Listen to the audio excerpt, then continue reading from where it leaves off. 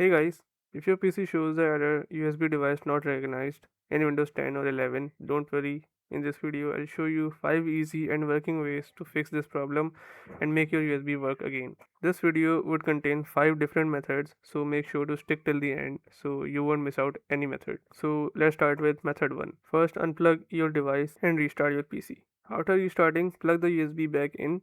Also try a different USB port or a different cable if you have one. Sometimes the problem is just a bad port or loose connection. Method 2. Now right click on the start button and open device manager.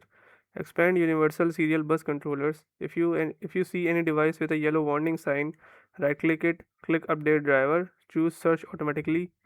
If that doesn't work, right click again, click uninstall device, write your PC, restart your PC, Windows will reinstall the driver automatically.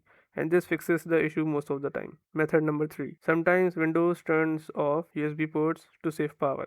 To fix this, in Device Manager, right click on each USB root hub, go to Properties, open the Power Management tab, uncheck Allow the computer to turn off this device, click OK, and do this for all USB root hub options. Method 4.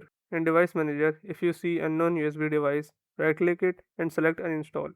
After that, unplug your USB device, restart your PC and plug it back in. Windows will refresh and try to detect it again properly. Method number 5. Go to Settings, System, Troubleshoot, other troubleshooters, run the hardware and devices or USB troubleshooter if available. Windows will automatically try to find and fix the problem. So these were the 5 best ways to fix USB device not recognized in Windows 10 and 11. Try each method one by one and your USB will start working again. So yes, this is it for today's video.